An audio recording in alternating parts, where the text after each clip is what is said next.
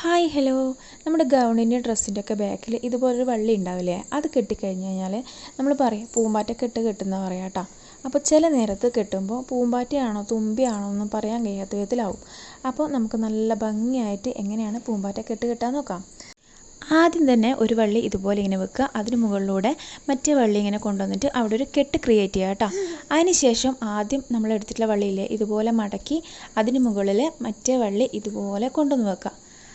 കണ്ട, ഇതുപോലെ നല്ല നീറ്റായിട്ട് കൊണ്ടുവരിക. എന്നിട്ട് അതിനുള്ളിലൂടെ ഇതുപോലെ ഇങ്ങനെ എടുക്കുക.